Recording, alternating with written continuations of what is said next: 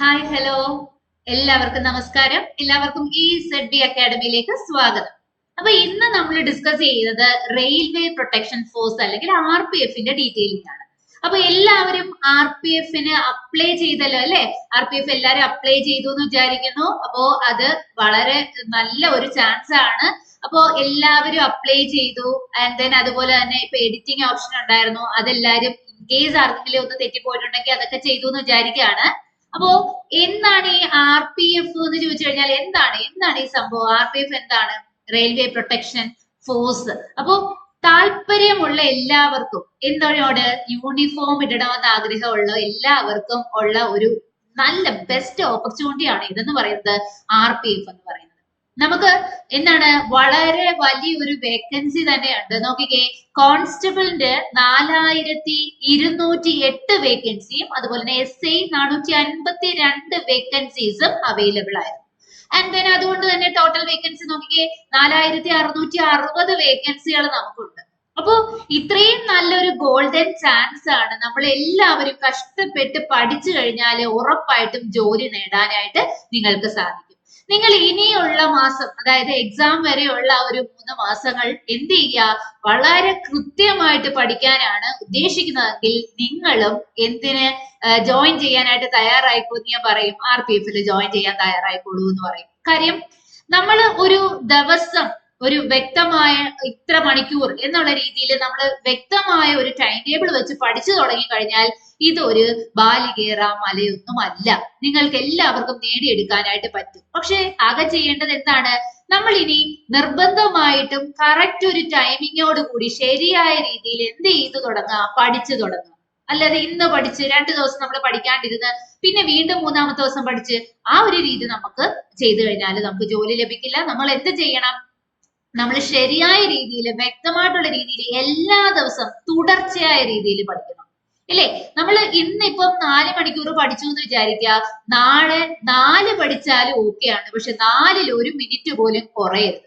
നമ്മൾ എപ്പോഴും നമ്മൾ പഠിക്കുന്ന ടൈം എന്ന് പറയുന്നത് നമ്മൾ കൂട്ടി കൂട്ടി കൊണ്ടുവരിക എന്നുള്ളതാണ് ചെയ്യുന്നത്. ഒരിക്കലും ആ പഠിക്കുന്നത് ഇന്നിപ്പോ എന്ത് വിശേഷമോ ആയിക്കോട്ടെ അല്ലെ, എല്ലാവരും മനുഷ്യരാണ്, ഒരുപാട് ആവശ്യങ്ങളും വിശേഷങ്ങളും ഒക്കെ വരും. പക്ഷെ നമ്മൾ ഈ ജോലി മുന്നിൽ കണ്ട് പഠിക്കുന്നവരാണെന്നുണ്ടെങ്കിൽ ആവശ്യങ്ങളും വിശേഷങ്ങളും എല്ലാം ഇനിയും വരുമെന്ന് ചിന്തിക്കുക. നമ്മുടെ ഏറ്റവും വലിയ ആവശ്യം അല്ലെ, നമുക്ക് ഇനിയുള്ള ഏറ്റവും വലിയ ആവശ്യം ഒരു ജോലിയാണെന്ന് കാണുന്നവരാണെങ്കിൽ നമ്മൾ എന്ത് ചെയ്യുക? നമ്മൾ പഠിക്കുന്ന ഒരു സമയം എന്ത് ചെയ്യുക? കറക്റ്റ് ആയിട്ട് പഠിക്കാനാണ് ശ്രമിക്കുക. 4 മണിക്കൂർ ഞാൻ പഠിച്ചു, നാളെ എനിക്കൊരു ആവശ്യമുണ്ടെന്നുണ്ടെങ്കിൽ അത് മനസ്സിലാക്കി എന്ത് ചെയ്യുക? നമ്മൾ ആ ഒരു ടൈം ടേബിൾ അറേഞ്ച് ചെയ്ത് 4 മണിക്കൂർ തന്നെ നമ്മൾ പിറ്റേന്ന് പഠിക്കാനായിട്ട് ശ്രമിക്കണം. അപ്പൊ എന്താ ചെയ്യേണ്ടതെന്ന് വെച്ച് കഴിഞ്ഞാല് വ്യക്തമായിട്ട് മനസ്സിൽ തന്നെ ഒരു ഉറപ്പിച്ചു വെക്കുക, ഞാൻ പഠിക്കും, എനിക്ക് ജോലി ലഭിക്കും എന്നുള്ളത്. ഓക്കെ അല്ലേ?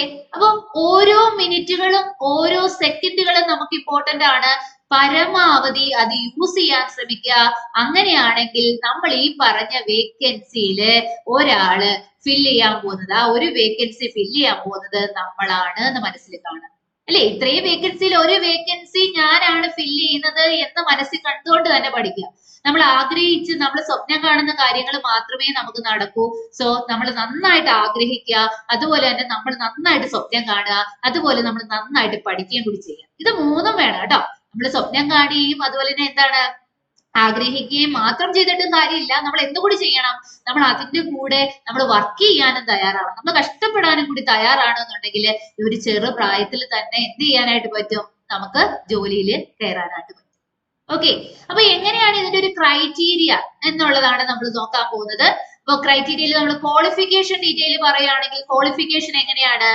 SI ആണെന്നുണ്ടെങ്കിൽ ഒരു എന്താണ് നമ്മുടെ ഡിഗ്രി, ബാച്ചിലർ ഡിഗ്രി അത്യാവശ്യമാണ്. അത് UGC റെക്കഗ്നൈസ്ഡ് യൂണിവേഴ്സിറ്റിയിൽ നിന്ന് എന്ത് ചെയ്യണം? ഒരു ഡിഗ്രി ഉണ്ട് എന്നുള്ളവർക്ക് നമുക്ക് SI കോഴ്സിന് അപേക്ഷിക്കാമായിരുന്നു. അപ്പൊ എല്ലാവരും ഡിഗ്രി കയ്യിലുള്ള എല്ലാവരും അത് മിസ് ചെയ്യാണ്ട് അപേക്ഷിച്ചു എന്ന് കരുതുകയാണ്. ആൻഡ് ദെൻ കോൺസ്റ്റബിൾ പോസ്റ്റ് ആണെന്നുണ്ടെങ്കിൽ 10 കഴിഞ്ഞ എല്ലാവർക്കും അല്ലെ, മെട്രിക്കുലേഷൻ എക്സാം പാസ്സായിട്ടുള്ള എല്ലാവർക്കും എന്തിന് അപേക്ഷിക്കാമായിരുന്നു? കോൺസ്റ്റബിൾ എക്സാമിന് അപേക്ഷിക്കാം. ഓക്കെ, നോക്കിക്കേ, ഇവിടെ കോൺസ്റ്റബിൾ എക്സാമിന് വേക്കൻസി കൂടുതലാണ്. അപ്പൊ 10 കഴിഞ്ഞ എല്ലാവർക്കും എന്ത് ചെയ്യാം? 10 കഴിഞ്ഞ എല്ലാവർക്കും തന്നെ എന്ത് അപേക്ഷിക്കാം? Constable, RPF കോൺസ്റ്റബിളിന് അപേക്ഷിക്കാമായിരുന്നു. സോ എല്ലാവരും അപ്ലൈ ചെയ്തിട്ടുണ്ട് എന്ന് വിചാരിക്കുകയാണ്. ആൻഡ് ദെൻ ഇനി ഏജ് ലിമിറ്റ് പറയുകയാണെന്നുണ്ടെങ്കിൽ എത്ര വയസ്സ് വരെ എക്സാം എഴുതുകയാണെന്നുണ്ടെങ്കിൽ നോക്കാം. നമുക്ക് SI പോസ്റ്റ് ആണെന്നുണ്ടെങ്കിൽ ആപ്ലിക്കന്റിന് 20 വയസ്സ് മുതൽ 25 വയസ്സ് വരെയാണ്. അതിൽ നമ്മൾ OBC അതുപോലെ തന്നെ SC ST എന്താണ് കൺസിഡറേഷൻ നൽകുന്നുണ്ട്. ഇനി കോൺസ്റ്റബിളിന്റെ കേസ് പറയുകയാണെങ്കിലോ അത് 18 18 ടു ആൻഡ് ദെൻ 25 വയസ്സാണ്. അവിടെയും നമ്മൾ കൺസെഷൻ പറയുന്നുണ്ട്. OBC SC ST ഒക്കെ എന്താണ് കൺസെഷൻ പറയുന്നുണ്ട്. അപ്പൊ നോക്കിക്കേ, ചെറിയ ഒരു ഏജ് ലിമിറ്റ് ആണ് അല്ലേ, വളരെ കുറഞ്ഞൊരു ഏജ് ലിമിറ്റ് ആണ്. നമ്മൾ കൺസെഷൻ എടുത്താൽ പോലും എന്താണ്, നമ്മളൊരു 30 വയസ്സിൽ താഴെ ഉള്ളവരുടെ കേസ് എടുക്കുകയാണെങ്കിൽ ജോലി കിട്ടുകയാണ് എന്നുണ്ടെങ്കിൽ ഒന്ന് ആലോചിച്ച് നോക്കുകയും കേന്ദ്ര ഗവൺമെന്റിന്റെ കീഴിൽ പോലീസ് ആകുക എന്നുള്ളത് വലിയൊരു ഡ്രീം ആയിട്ട് നമുക്ക് കണ്ടൂടെ? ആ ഡ്രീം എന്താണ് നമുക്ക് നേടിയെടുക്കണം എന്നുണ്ടെങ്കിൽ നമ്മൾ കുറച്ചൊന്ന് വർക്ക് ചെയ്താൽ മതി. എന്ത് ചെയ്യാം, നമ്മൾ എല്ലാ ദിവസവും ശരിയായ രീതിയിൽ പഠിച്ചാൽ മാത്രം മതി. ഓക്കെ, അപ്പോ നിങ്ങൾക്ക് താല്പര്യമുണ്ട് ഇങ്ങനെ ഒരു ജോബില് കയറണം, പഠിക്കണം, അതുപോലെ തന്നെ നമുക്ക് നേടിയെടുക്കണം എന്ന് ആഗ്രഹമുള്ളവരാണ് എന്നുണ്ടെങ്കിൽ നമ്മുടെ AZP അക്കാഡമിയും എന്ത് ചെയ്തിട്ടുണ്ട്, ഈ RPF-ന്റെ ക്രാഷ് കോഴ്സ് തുടങ്ങിയിട്ടുണ്ട് കേട്ടോ. 3 മാസത്തേക്കാണ് നമ്മൾ ഈ ഒരു കോഴ്സിന്റെ ഫീ പറയുന്നത്. 3 മാസം 1500 രൂപയാണ്. അതായത് പെർ മന്ത് 500 വരുന്നുള്ളൂ. നമ്മൾ സിംഗിൾ പേയ്മെന്റ് ആണ്. 1500 രൂപ അടച്ച്, അതായത് 3000ന്റെ കോഴ്സ് ആയിരുന്നു. ക്രാഷ് കോഴ്സിന്റെ ഫീ നമ്മൾ കുറച്ചതാണ്. 1500 രൂപയ്ക്കാണ് ഇപ്പോൾ എന്ത് ചെയ്യുക കോഴ്സ് പ്രൊവൈഡ് ചെയ്യുന്നത്. അപ്പോൾ താല്പര്യമുള്ള എല്ലാവരും കോഴ്സിൽ ജോയിൻ ചെയ്ത് പഠിക്കാനായിട്ട് ശ്രമിക്കുക. നിങ്ങൾക്ക് കറക്റ്റ് ആയിട്ട് ഒരു പാറ്റേണിൽ കറക്റ്റ് സിലബസിൽ എന്ത് ചെയ്യാനായിട്ട് പറ്റും, ഈ കോഴ്സിലൂടെ നമ്മുടെ എക്സാമിന് വേണ്ടുന്ന കാര്യങ്ങൾ പഠിച്ചെടുക്കാനായിട്ട് പറ്റും. അപ്പൊ താല്പര്യമുള്ളവര് താഴെ സ്ക്രോൾ ചെയ്യുന്ന നമ്പറിൽ കോൺടാക്ട് ചെയ്യുക.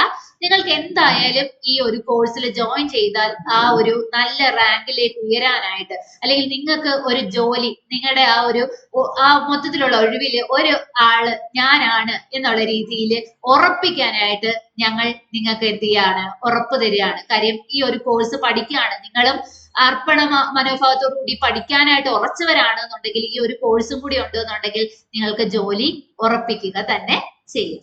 ഓക്കെ, ഇനി നമ്മുടെ RPF കോൺസ്റ്റബിളിന്റെ സെലക്ഷൻ പ്രോസസ് എങ്ങനെയാണ് എന്ന് ചോദിച്ചു കഴിഞ്ഞാല് നമുക്ക് നോക്കാം. കമ്പ്യൂട്ടറൈസ്ഡ് ആയിട്ടുള്ള എക്സാം ആണ്, നമുക്കറിയാം. അപ്പൊ അത് എങ്ങനെയാണ് എന്ന് ചോദിച്ചു കഴിഞ്ഞാൽ ഫസ്റ്റ് ഓൺലൈൻ ആപ്ലിക്കേഷൻ അല്ലെ. എങ്ങനെയാണ്, നമ്മൾ അപ്ലൈ ചെയ്തവർക്ക് മാത്രമേ ബാക്കിയുള്ള നടപടിയിലേക്ക് പോകാൻ പറ്റൂ. അപ്പൊ എല്ലാവരും അപ്ലൈ ചെയ്തു എന്ന് വിചാരിക്കുകയാണ്. അപ്പൊ ആപ്ലിക്കേഷൻ അയച്ചു and then computer based test ആണ് പിന്നുള്ളത് കേട്ടോ. എന്താണ് എക്സാം എങ്ങനെയാണ്, കമ്പ്യൂട്ടറൈസ്ഡ് ആണ്. സോ ആ എക്സാം നമ്മൾ അറ്റൻഡ് ചെയ്യുകയാണെന്നുണ്ടെങ്കിൽ അതിൽ നമ്മൾ വിൻ ചെയ്തു, അതിൽ നമ്മൾ മാർക്ക് സ്കോർ ചെയ്തു, എലിജിബിൾ ആയി എന്നുണ്ടെങ്കിൽ ഫിസിക്കൽ എഫിഷ്യൻസി ടെസ്റ്റ് ഉണ്ട്, PET ഉണ്ട്. ഫിസിക്കൽ എഫിഷ്യൻസി ടെസ്റ്റ് കഴിഞ്ഞിട്ട് പിന്നീട് വരുന്നതെന്ന് വെച്ച് കഴിഞ്ഞാൽ ഡോക്യുമെന്റ് വെരിഫിക്കേഷൻ ആണ്. ഡോക്യുമെന്റ്സ് നമ്മുടെ സർട്ടിഫിക്കറ്റ് ഒക്കെ വെരിഫിക്കേഷൻ ആണ് പിന്നെ വരുന്നത്. ആൻഡ് ദെൻ പിന്നീട് മെഡിക്കൽ എക്സാമിനേഷൻ ഉണ്ട് കേട്ടോ. മെഡിക്കൽ എക്സാമിനേഷനും നമ്മൾ എന്ത് ചെയ്യണം, പാസ് ആവണം. ആൻഡ് ഫൈനൽ മെറിറ്റ് ലിസ്റ്റ് തരും. അതിൻ്റെ അകത്ത് നമ്മൾ ഉൾപ്പെടുന്നുണ്ടെങ്കിൽ നമ്മളെ ട്രെയിനിങ്ങിന് വിളിക്കുകയാണ് ചെയ്യുന്നത്. ഓക്കെ അല്ലേ? അപ്പൊ ഈ നമ്മൾ പറഞ്ഞ 1 by 1 പ്രോസസ്സ് നിങ്ങൾ എല്ലാവർക്കും നേടാൻ പറ്റട്ടെ. ഓൾറെഡി നമുക്ക് ചെയ്യാൻ പറ്റുന്നത് ഓൺലൈൻ ആപ്ലിക്കേഷൻ നമ്മൾ എന്ത് ചെയ്യുക, എല്ലാരും അയച്ചു എന്ന് കരുതാണ്.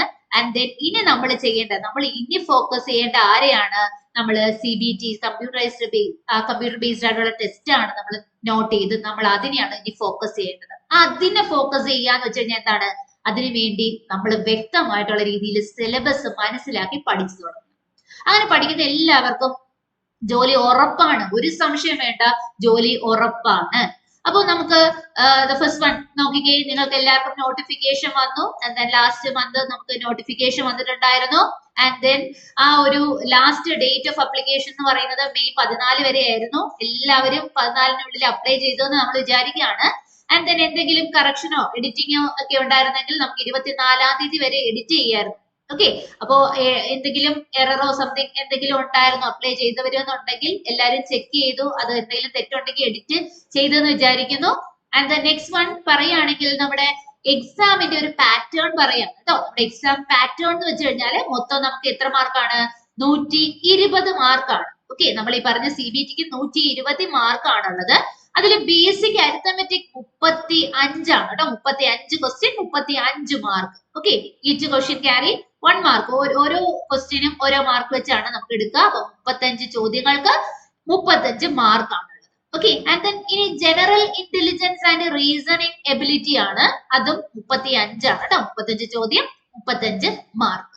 ഇനി ജനറൽ അവയർനെസിന്റെ കേസ് എടുക്കുകയാണെന്നുണ്ടെങ്കിൽ അത് 50 ക്വസ്റ്റ്യൻ 50 മാർക്കാണ് ലഭിക്കുന്നത്. ഓക്കെ, ഇങ്ങനെയാണ് നമ്മുടെ ഒരു പാറ്റേൺ എന്ന് പറയുന്നത്. CBTയുടെ പാറ്റേൺ എന്ന് പറയുന്നത് basic arithmetic 35, general intelligence and reasoning ability 35, general awareness 50. ഇങ്ങനെയാണ് ഒരു പാറ്റേൺ. അങ്ങനെ 120 മാർക്കിനാണ് നമ്മൾ പരീക്ഷ എഴുതാൻ പോകുന്നത്. 120 മാർക്ക്. ഓക്കെ അല്ലേ? ഇനി നമുക്ക് നോക്കാം. ഇതില് സമയം എന്ന് പറയുന്നത് 90 മിനിറ്റുകളാണ് കേട്ടോ. എക്സാം ടൈം എന്ന് പറയുന്നത് എത്രയാണ്? ഒരു ഡ്യൂറേഷൻ എന്ന് പറയുന്നത് 90 മിനിറ്റ് ആണ്. അതില് മൈനസ് മാർക്ക് ഉണ്ട്. അപ്പൊ നമ്മൾ അറിയാത്ത കാര്യങ്ങൾ നമ്മൾ ഇൻ കേസ് നമ്മൾ തെറ്റിപ്പോവോ എന്ന് ആലോചിക്കാണ്ട് നമ്മൾ അങ്ങ് എഴുതുകയാണെന്ന് വെച്ചോ. അപ്പൊ എന്താണ്? 1/3 ആണ്. അതായത് നമുക്ക് 3 ഉത്തരങ്ങൾ തെറ്റിക്കുമ്പോൾ 1 മാർക്ക് നഷ്ടപ്പെടും. ഓക്കെ, ആൻഡ് ദെൻ ഇനി സെലക്ഷൻ പ്രോസസ് നമ്മൾ ഓൾറെഡി പറഞ്ഞു അല്ലേ? അത് എല്ലാം മനസ്സിലാക്കി ഈ ഒരു കാര്യങ്ങളെല്ലാം മനസ്സിൽ വെച്ച് വേണം നമ്മൾ എന്ത് ചെയ്തു തുടങ്ങാൻ, പഠിച്ചു തുടങ്ങാൻ. അപ്പൊ ഈ 120 മാർക്കും നമ്മൾ എന്ത് ചെയ്യണം? സ്വന്തമാക്കണം. എങ്കിൽ എന്താ വേണ്ടുന്നത്? 120 മാർക്കും സ്വന്തമാക്കണമെങ്കിൽ എന്ത് വേണം? നമ്മൾ വർക്ക് ചെയ്യണം, നമ്മൾ പഠിക്കണം അല്ലേ? എത്രത്തോളം നല്ല രീതിയിൽ നമ്മൾ പഠിക്കുന്നോ അത്രത്തോളം നല്ല ഒരു സ്കോർ നമുക്ക് നേടാനായിട്ട് പറ്റും അല്ലേ? അപ്പൊ ആ ഒരു നല്ല മാർക്ക് എന്ന് പറയുന്നത് എന്താണ്? നമ്മൾ ജോലിയിൽ കയറാനുള്ളതാണ്. സോ അതിന് വേണ്ടിയിട്ട് നിങ്ങളുടെ ബെസ്റ്റ് എടുത്ത് എന്ത് ചെയ്യുക? ട്രൈ ചെയ്തുകൊണ്ടിരിക്കുക.